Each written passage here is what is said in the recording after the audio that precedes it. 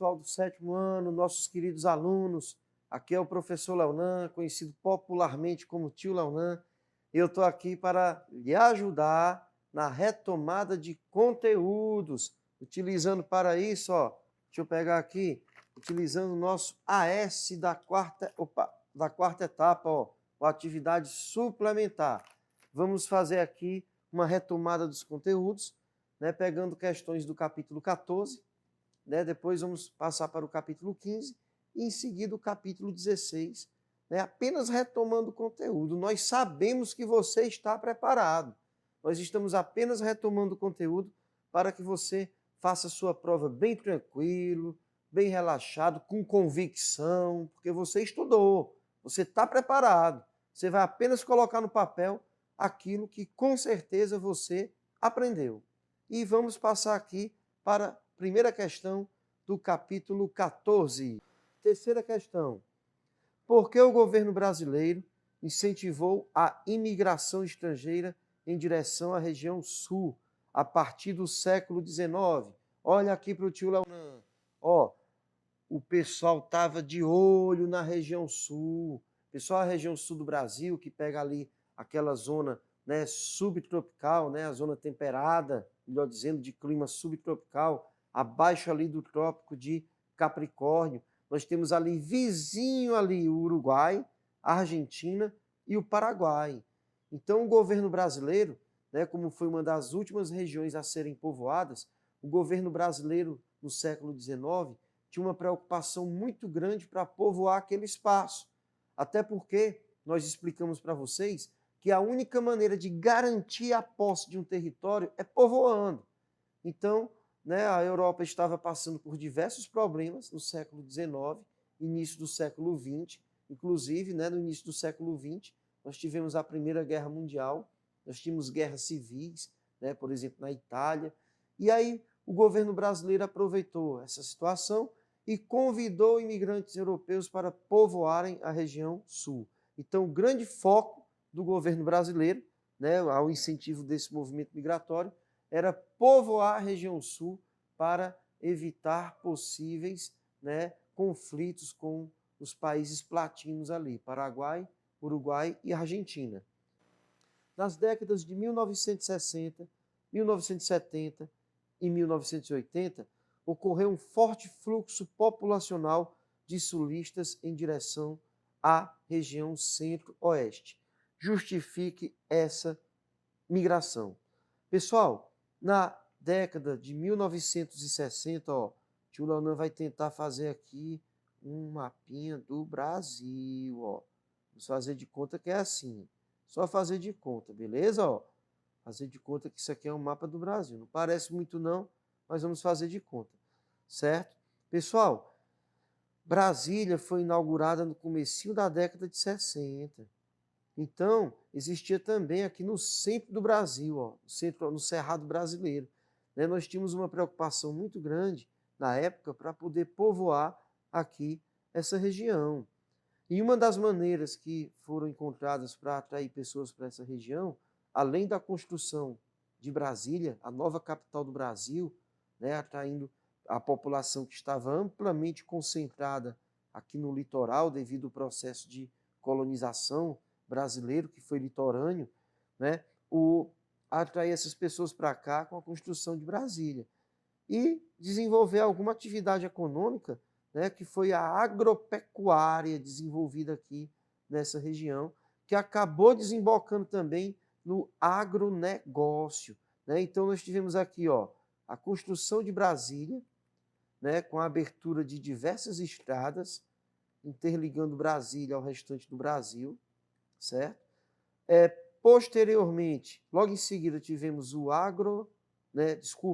nós tivemos aqui a agropecuária, certo? Ó, agropecuária, que é a junção das atividades agrícolas e pecuaristas, e logo em seguida, o desenvolvimento do agronegócio, que é toda uma cadeia produtiva que envolve produtos agrícolas e pecuaristas. Beleza? Então, nessas 3 décadas aqui, esse forte fluxo populacional de sulistas em direção ao centro-oeste foi justificado, né, pelo desenvolvimento dessas atividades econômicas. Como as pessoas no sul do Brasil já tinham bastante experiência com a atividade agrícola, pecuarista e com o pontapé inicial do agronegócio, né, foi interessante, o governo atraiu essas pessoas para cá, ofertando terras a um baixo custo, por exemplo, né, para que elas pudessem ocupar e produzir nessa região. Próxima questão, sexta. Relacione a existência de solos de terra roxa na região sul com o desenvolvimento agrícola. Meus queridos alunos do 7º ano, solo de terra roxa, como vocês aprenderam no começo do ano, é um solo extremamente o quê? Pobre, não é isso? É não, pessoal, presta atenção, ó. O solo de terra roxa, ó, é um solo extremamente o quê? Digam aí, para todo professor que está na sala ouvir, diga aí bem alto. É um solo extremamente o quê? Isso, eu escutei daqui, ó. É um solo extremamente fértil, pessoal. Beleza? O solo terra roxa de terra roxa é um solo basáltico, né, de origem vulcânica, né? E nós já tivemos ali naquela região centro-sul do Brasil, né, derramamentos vulcânicos que proporcionaram a solidificação de diversas rochas basálticas. E essas rochas que ficaram expostas aí ao processo de erosão e intemperismo, elas desagregaram e se misturaram com uma vegetação local, né, formando aí um solo extremamente fértil que foi utilizado para plantar o quê? Café, né? Entre 1850 e 1929, o Brasil foi um dos principais produtores e exportadores de café do mundo, principalmente ali em São Paulo, onde nós temos esse solo em grande quantidade. Beleza? Próxima questão, nós temos aqui a 9ª. Explique o processo de industrialização na região sul. Meus queridos, os primeiros imigrantes que chegaram aqui, na região sul do Brasil, foram italianos, né, eslavos, alemães, né, e eles trouxeram técnicas de produção para a região sul. Né? Então, os alemães, por exemplo, trabalharam com couro, artefatos de couro. Os italianos trabalharam com a indústria vinícola, né, a produção de vinho. E a partir da riqueza gerada com isso, outras indústrias foram se desenvolvendo, já que o europeu era uma mão de obra mais qualificada. Ó, meu querido aluno, olha aqui para o tio Launan. Nunca esqueça, século XIX, né, o Brasil ele ainda não tinha entrado nem na primeira Revolução Industrial.